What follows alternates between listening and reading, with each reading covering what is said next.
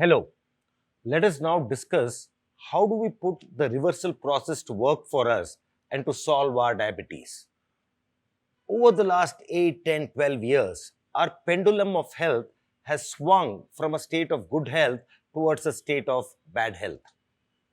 The question is, our goal, how can we put all the force possible to swing back the pendulum from where it is towards a state of good health over the next 3 to 6 months? Three key points I'd like to make. Point one, what's taken so many years to swing from good health towards bad health and which continues to swing slowly away from good health based on the choices you're making currently, for us to push it back towards a state of good health means the solution will need to be different. And if it is different, it also means it will be difficult because the choices we will make will be different from the kind of choices you made all your life. Second point I'd like to make is the difficult choices we have to make and the swinging of the pendulum is only for 3 to 6 months. It's only in the short term, right? If we make that choice, we will be pushing that pendulum away and back towards good health. And once we get there, we can go back to close to normal choices, right? And we will be without any medicines, our markers will be healthy, and our body will be healthy.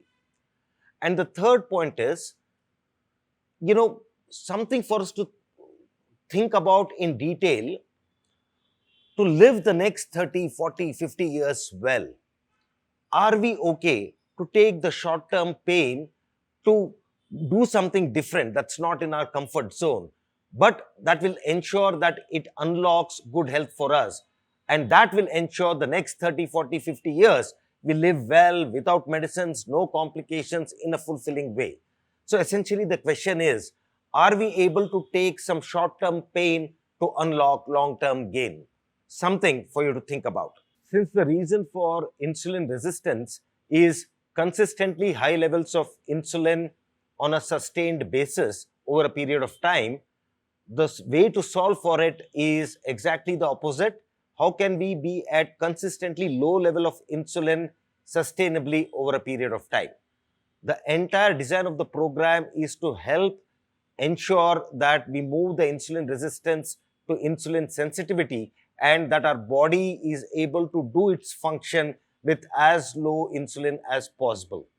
And the solution towards this is a two-step process. Step one, reduce the amount of insulin that the body produces. All the choices we make in the program are designed to ensure this. And step two, keep it low for a prolonged period of time. And this could be anywhere between 3 to 6 to 9 months, depending on how bad the condition is for you. And the way we do this is essentially thinking about it in terms of insulin. One, we need to reduce insulin events. Essentially, anything that leads us to produce insulin, we need to minimize. And how do we do that? The more times we eat, the more insulin we produce. So we suggest how many times you need to eat, etc. Similarly, second is to reduce the amount of insulin produced. So insulin is highly correlated with different kind of stimuli. Depending on choices of what we eat, the amount of insulin that gets produced is different. Hence, we need to optimize our choices to ensure we only choose those things, for example, that we eat, that ensures that the amount of insulin needed is low. Third, reduce the time window in which insulin gets produced. So essentially, if you think of a 24-hour day, if we eat our first meal to our last meal in 16 to 18 hours, let's say from 6 a.m. to maybe 10 p.m., every one of the incidences where we eat or drink anything is an insulin event. So the question is, can we reduce the time window in a 24-hour cycle such that all our insulin production and events happen in a shorter period of time, and to that extent, the rest of the time is time when there is no insulin event. In addition to this, autophagy is something aligned, which is important and needed, because if insulin levels are high, then autophagy does not happen. So we need to ensure we eat, for example, at least 3 to 4 hours before dinner time, so that our digestion is completed by the time we go to bed, and that is when we promote autophagy.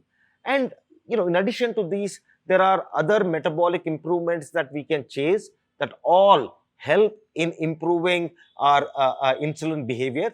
For example, fitness does play a key role, right? So it is important that, for example, we use our slow twitch muscles, we go for a 1 hour walk. It is important to build muscle so that there's no more storage for glycogen and blood glucose levels come down, etc. Similarly, from a metabolism perspective itself and a nutrition perspective, it is important that we have a strong gut microbiome. That means that we need to have enough prebiotics and probiotics that go in. It is important that we slow down absorption, which is why we need a lot of fiber that needs to go in.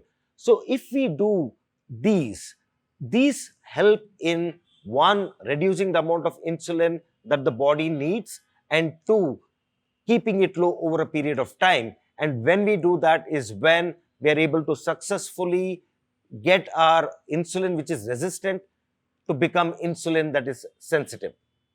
Our solution approach is called Livault Life's FRESH approach. So what does FRESH stand for? Food as medicine, circadian rhythm alignment, exercise and fitness, sleep, and harmonious mind. And I'll kind of dig deeper. What we eat and when we eat, which is food as medicine and circadian rhythm alignment, are the single most important lever when it comes to the FRESH approach. It's about 70% depends on the right choices that we make when it comes to what we eat and when we eat. And the way for you to think about it is, let's assume you have a Honda or a BMW car. What if you put kerosene in it? While the car might run, your engine will slowly over a period of time stop working well. In essence, every cell in our body is like that engine. And if you don't have the right inputs as nutrients, it's like putting kerosene in our cells. It impacts the way our cell works, our energy production works, etc., and leads to many downstream metabolic impact. But please note, the good part about the human body is that it can heal. If we start putting the right fuel into our cells to make energy, over time, the metabolism of the cell and the health of the cell will improve. Similarly, when it comes to when we eat, different parts of the body work in optimum levels at different points in time during the day. It is very important that we choose what we do when, and we will help you optimize and make the right choices aligned with your body's circadian rhythm. Exercise and fitness do play a role, but about 10%. You clearly can't outrun a bad diet. But that being said, they do play a role, and there is it is something that we need to address as part of the solution. But like I said, about 10% weightage. Sleep, again, plays a super critical role. It's not about the rest and rejuvenation. It's more about promoting autophagy, because when we sleep is when our cellular maintenance or autophagy works, which is why we need to ensure that we sleep well.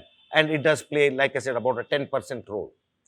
A harmonious mind which is devoid of any stress is again super important. Let's not think about stress as something psychological. It has a physiological impact, and our goal is to minimize stress so that our cortisol becomes lower and hence our insulin becomes lower. So to the extent possible, we should engage all these vectors to maximize the benefit. But let me highlight, if there is one vector that we definitely need to engage, it is what we eat and when we eat. And now this approach will be need to put into a solution, and that is what our program is all about.